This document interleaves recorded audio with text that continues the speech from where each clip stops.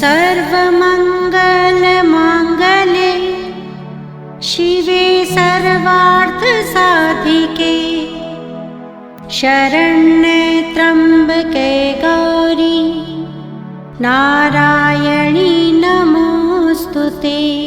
हम आदिशक्ति माता दुर्गा की कथा सुनाते हैं, हम कथा सुनाते हैं।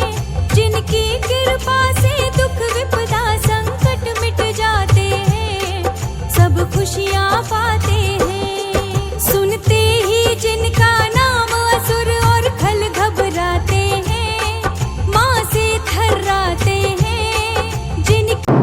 एक से एक शस्त्र चलने लगा। महिषासुर अपना स्वरूप दिखा रहा था। मीठी बातें क्रोध में बदल गई। मां ने भी सोचा बहुत हो गया, और अंत में उन्होंने त्रिशूल निकाला। ये भैंसे का रूप लेकर निकल के भागना चाहता था। त्रिशूल को उठाया और उसके सीने में गाड़ दिया महाराज।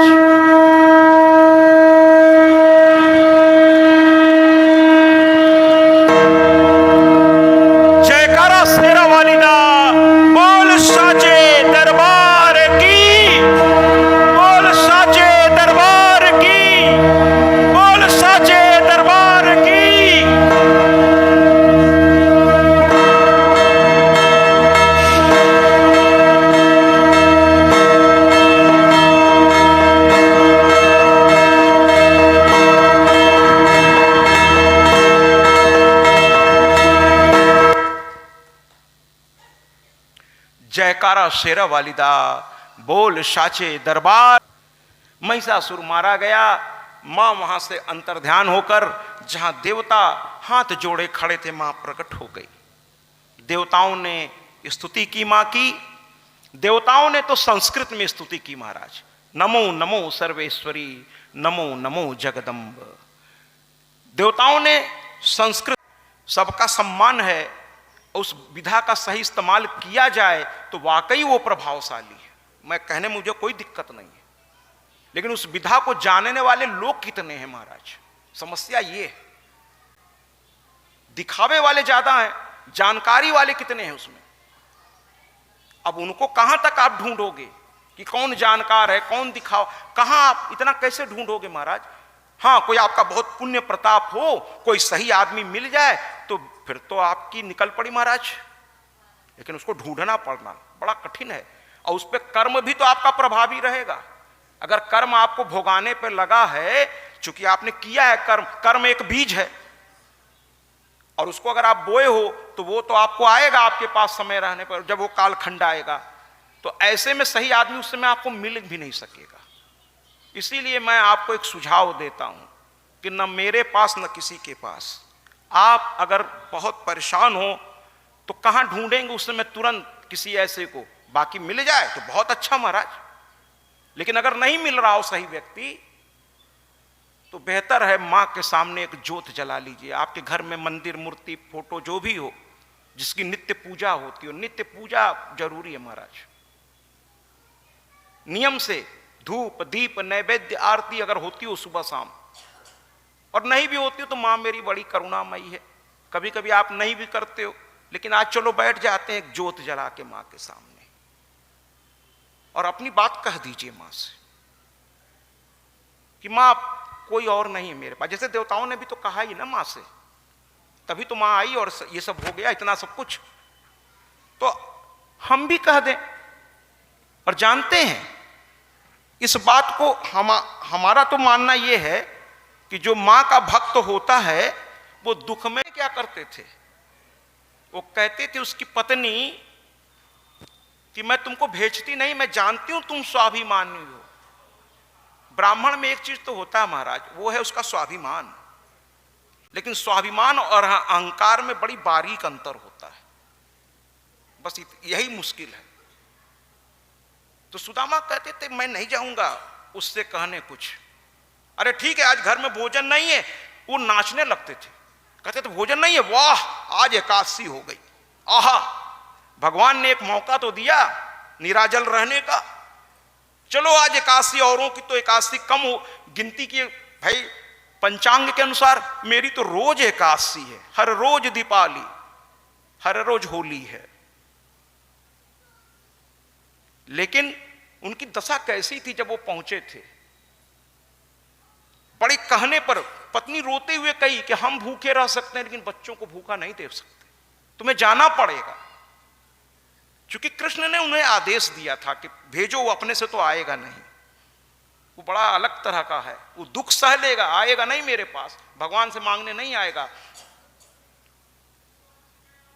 और जब वो पहुंचे थे, अब वो कहानी बड़ी लंबी है, तो कहता है वो द्वारपाल कि शीस पगा न झगा तन में, प्रभु जाने को आही बसे कही ग्रामा, धोती फटी सी लटी दुपटी, और उपाय उपान को नहीं सामा, द्वार खड़ो दिज दुर्बल एक, रहो चकिसो वसुधा अभिरामा, पूछत दीन दयाल को धाम, बतावत आपनो नाम सुदामा।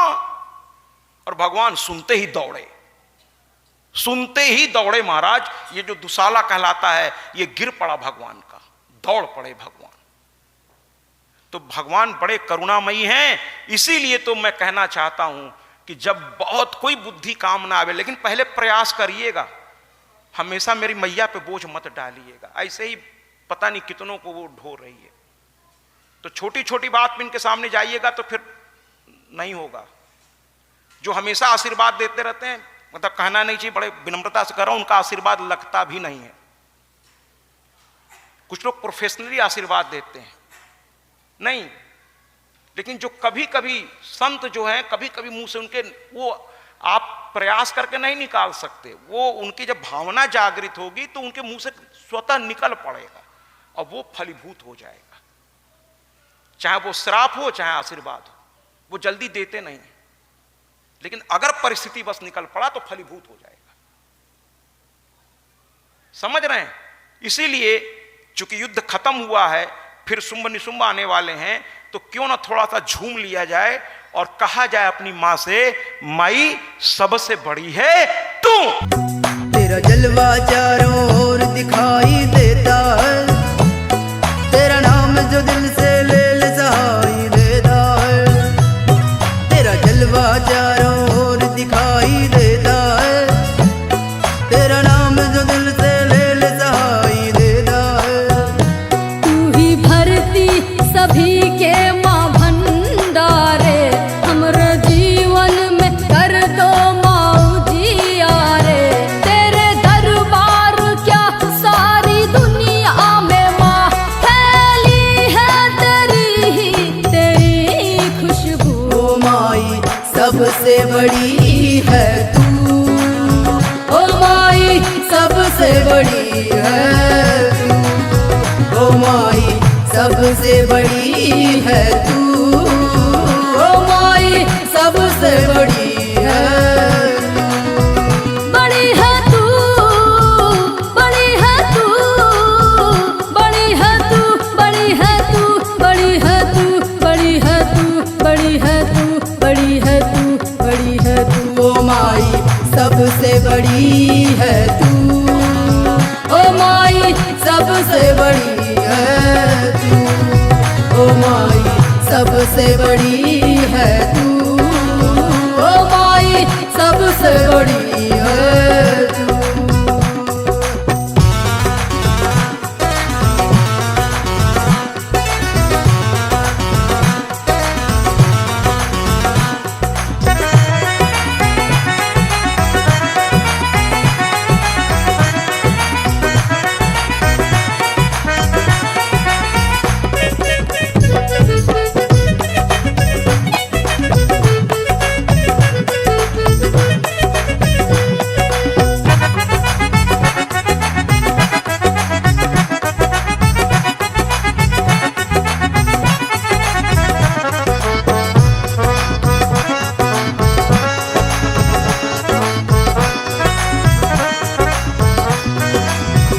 तूने जग को दिया राम भगवान माँ, तूने जग को दिया कृष्ण भगवान माँ।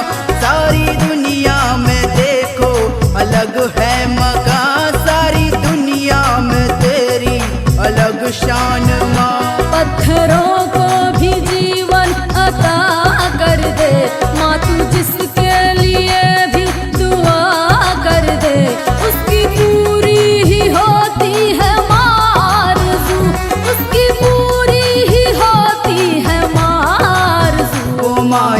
सबसे बड़ी है तू, ओ माई सबसे बड़ी है तू, ओ माई सबसे बड़ी है तू, ओ माई सबसे बड़ी है तू। ओ दुम दुम दा ना ना ना ना ना ना ना ना ना ना ना, ओ दुम दुम दा ना ना ना ना ना ना ना ना ना। तुम दाना ना ना ना तुम दाना ना ना ना तुम दाना ना ना ना तुम दाना ना ना ना तुम दाना ना ना ना तुम दाना ना ना ना तुम दाना ना ना ना तुम ओ दुम दुम दा ना ना ना ना ना ना ना ना ना, ओ दुम दुम दा ना ना ना ना ना ना ना ना। ओ माई सबसे बड़ी है तू, ओ माई सबसे बड़ी है तू, ओ माई सबसे बड़ी है तू, ओ माई सबसे बड़ी है तू, ओ माई सबसे बड़ी है तू, ओ माई सबसे बड़ी है तू।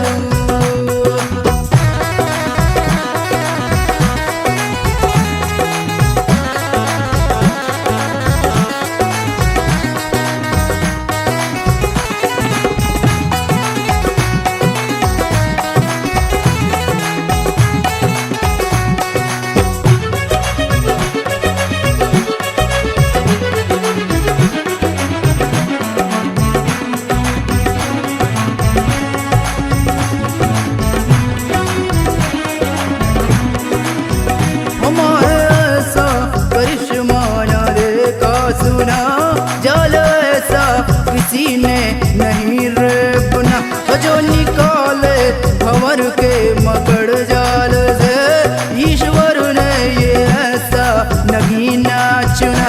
इसके आगे रे जो भी झुका दे सर, उसका नाम रे हो जाएगा मल, उसको मिल जाए जन्नत की पावन रधू, उसको मिल जाए जन्नत की पावन रधू। ओ माई सबसे बड़ी है तू, ओ मां ने देवताओं से कहा कि अब भटकना नहीं बच्चों, भटकने के कुछ रास्ते हैं महाराज।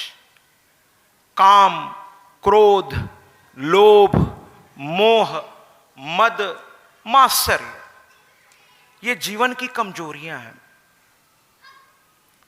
आदमी जब काम के वशीभूत हो जाता है तो उसे अच्छे बुरे की पहचान नहीं रह जाती। इससे बचना होगा। काम, ये जो शक्तिपीठ है महाराज, ये हमें कुछ बता रहे हैं। आज मैं मंगला गौरी गया था और जब मैंने सुना कि मां का वक्षस्थल, मैं बड़े स्पष्ट शब्दों में ये कह रहा हूं, ये बहुत सुंदर जगह है महाराज। जानते हैं ये वो स्थान है जो इस जीवन में जब पहली बार कोई बच्चा जन्म लेता है इस संसार में, आपको शायद बहुत अच्छी तरह पता होगा, मुझसे भी ज्यादा अच्छी तरह, कि उसके मुख में पहली बार मां का दूध जाता है। और मां का जो दूध होता है ना महाराज, डॉक्टर भी कहते हैं कि उस दूध जैसा शक्तिशाली कोई दवा या कोई वैक्सीन है ही नहीं। अगर बच्चे के मुंह में अगर पहले ये चला जाए फिर उसका कोई कुछ नहीं बिगाड़ सकता। ये इसलिए मां के दूध का कर्ज लोगों ने कहा है आज तक कोई उतार नहीं सका। यह स्थान मां के शरीर का हर अंग आदरणीय है। ये जो विकार आ रहे हैं ना महाराज, ये गलत चीजों को जो परोसा जा रहा है, जिसका आदर करना चाहिए, हम उसकी ओर कैसे देख रहे हैं महाराज। अभी पत्रकारों ने पूछा मुझसे कि युवाओं को आप क्या संदेश देंगे। हमने यही कहा उनसे कि युवाओं को एक ही संदेश है कि ये मोबाइल जो है ना महाराज, है तो बहुत अच्छी चीज, संचार की क्रांति है, लेकिन इसका सही इस्तेमाल करिए। अगर रात दिन आप इसमें डूबेंगे तो कहते हैं ना, खाली दिमाग शैतान का घर है। 24 घंटे आप देखेंगे तो जरूर उसमें आप अच्छी बुरी सब चीज देखना शुरू कर देंगे और धीरे धीरे आप में मानसिक विकार पैदा हो जाएगा। आपकी चिंतन शक्ति खत्म हो जाएगी। और जब चिंतन शक्ति ही खत्म हो जाएगी तो फिर भगत सिंह कहां पैदा होगा, चंद्रशेखर आजाद कहां पैदा होगा, स्वामी विवेकानंद कहां पैदा होगा? फिर तो यही होगा महाराज कि जगह जगह रेपिस्ट पैदा होंगे। सरकार नियम तो बना रही है, लेकिन मेरा निवेदन है सरकार से, अगर मेरी आवाज उन तक पहुंच रही हो, कि आप इसको बैंड, मोबाइल की बात नहीं कर रहा हूं, उसमें जो गंदगी परोसी जा रही है उसको बैंड करिए।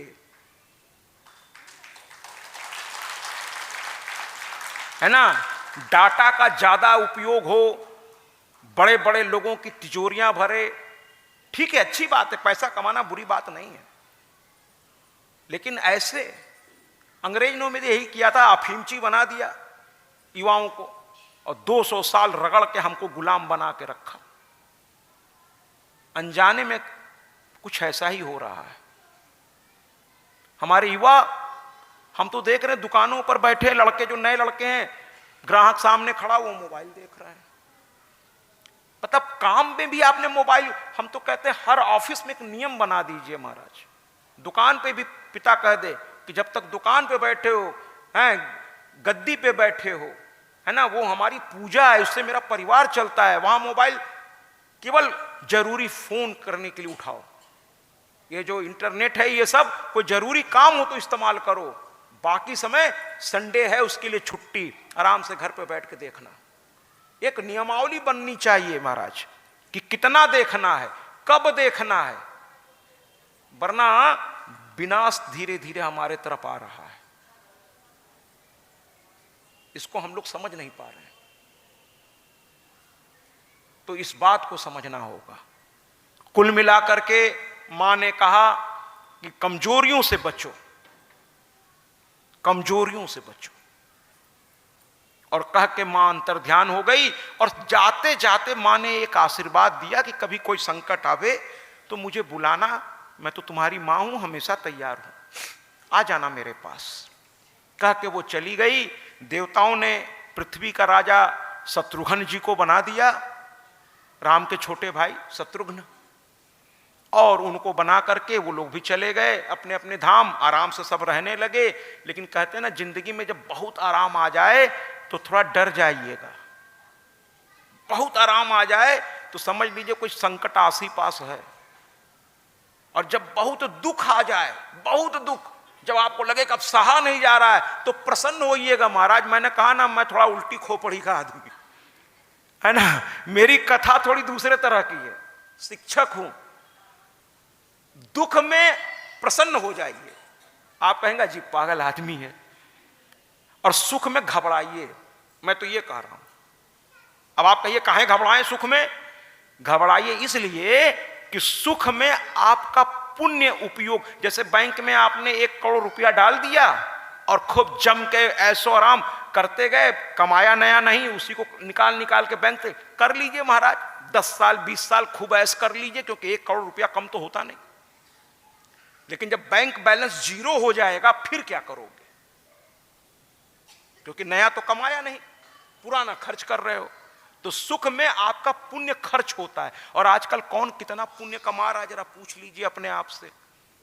कितने संतों को घर आजकल आप बुलाते हैं, कितने अनुष्ठान आप लोग कराते हैं, बताइए। जबकि आप सभी सक्षम हैं। पहले घर घर में हवन होता था, घर घर में कथाएं होती थी। मैं ये नहीं कह रहा हूं कि अकेले करिए, अरे कमेटी बनाइए। कितने आप लोग स्त्रियों में किटी पार्टी हुआ होती हैं, तरह तरह के संगठन बनाए जाते हैं।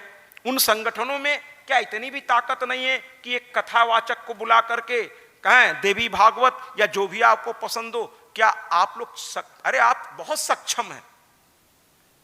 नाना प्रकार के क्लब चल रहे हैं शहर में, लायंस क्लब, रोटरी क्लब, ये क्लब वो क्लब, और तरह तरह की समाज सेवा भी हो रही है महाराज। श्मशान घाट में कुछ अच्छा निर्माण कराया जा रहा है, ये सब क्लब करते हैं। लेकिन अनुष्ठान भी करिए, ये अनुष्ठान आपको ऊर्जा देगी महाराज। ये कथा देखिए आपको कितना कुछ दे रही है। अभी तो 4था दिन है, 5 दिन अभी और बाकी है। तो अगर आप लोग चाह लें कि मिल करके एक मोहल्ला भी चाह लेना कि मिल करके अरे साहब अभी भगवान न करें बीमार पड़ जाए तो लाखों रुपए हॉस्पिटल वाले ले लेते हैं और उस समय हम लोग दे देते हैं। शादी विवाह में दिखावे के नाम पर उनके यहाँ 56 प्रकार का बना तो हमारे यहाँ 72, भले उसका नाम कोई जाने ना जाने, लेकिन आइटम लोग खा करके आधा खा रहे हैं आधा फेंक रहे हैं। हमें दिक्कत नहीं है, आपके पास पैसा है खूब इंजॉय करो भैया, लेकिन आगे भी पैसा कैसे आवे उसके लिए तो आप धर्म भी तो करो। मैं नहीं कह रहा हूं कि इनको दान, मैं तो ये कहा ही नहीं, मैंने तो ये कहा कि आप अपने कल्याण के लिए अनुष्ठान तो करो। केवल एक जितेंद्र जी क्यों, आप नहीं कर सकते हो, आप भी करो, जितेंद्र जी की भी मदद करो और खुद भी संगठन बना लो मिलजुल के, कि नहीं 1 साल में 5 साल में 10 साल में अगर घर घर में 50-50 रुपए भी इकट्ठा करने लगो आप, कि एक कोई अच्छा बड़ा अनुष्ठान करेंगे, कथा करेंगे, अंतिम दिन पूर्णाहुति करेंगे, छोटा मोटा प्रसाद वितरण भी करेंगे, और किसी अच्छे विद्वान को बुलाओ, किसी अच्छे आचार्य को बुलाओ, क्यों नहीं कर सकते? और अपने बच्चों को बैठाओ आप, है ना महाराज। आज बच्चों को ऐसी जगहों पर लाना जरूरी है। कल सुकन्या की कथा होगी और मैं हाथ जोड़ के आप ही की भलाई के लिए कह रहा हूं कि अपनी युवा होती बच्चियों को कल लेके आइएगा, उससे बहुत कुछ उन्हें सीखने को मिलेगा। वो आपकी बच्चियां बहुत अच्छी हैं महाराज, लेकिन और अच्छा अगर और संस्कारी बनाना है, कभी कभी क्या होता है ना, जो 24 घंटे जो इसके साथ रहता है उसकी बात को वैल्यू नहीं देता। कभी कभी माँ बाप के बच्चे इतने मुंह लग जाते हैं कि चूंकि आप खुद विद्वान हैं, आप पढ़ी लिखी हैं, है ना, माँ से अच्छा गुरु कौन हो सकता है। मैं तो कहता हूं प्रथम गुरु माँ होती है, लेकिन जब बच्चे बड़े हो जाते हैं तो थोड़ा नहीं सुनते हैं, तो ले आइए हम लोगों के सामने, शायद मेरी सुन लें, क्योंकि आपका भविष्य वही है। वर्तमान आप हैं, भविष्य वो है। आप लाख कमा लीजिए और आपकी औलाद ही नालायक निकल गई तो फिर तो वही हो गया ना महाराज कि पूत कपूत तो का धन संचय, पूत सपूत तो का धन संचय। आपने धन संचित किया, लड़का नालायक, सब उड़ा डालेगा।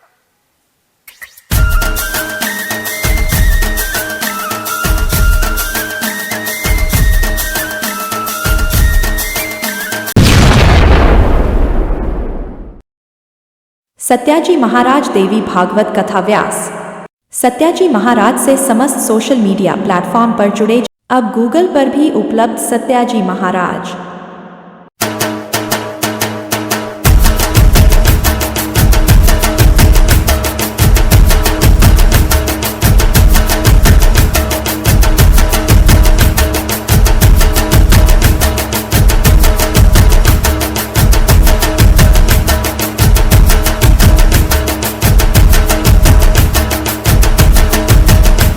यूट्यूब पर भी उपलब्ध सत्याजी महाराज।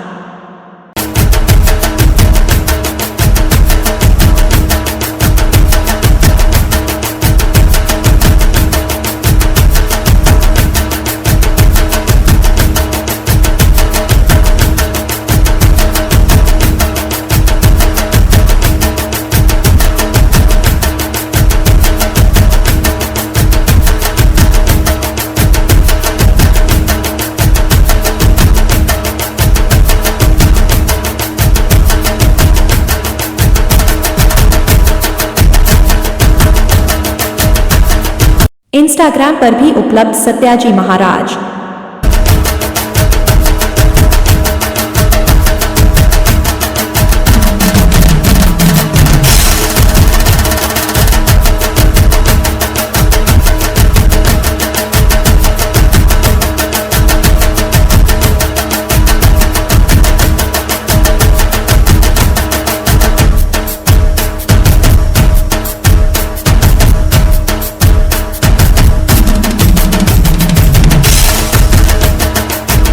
फेसबुक पर भी उपलब्ध सत्याजी महाराज।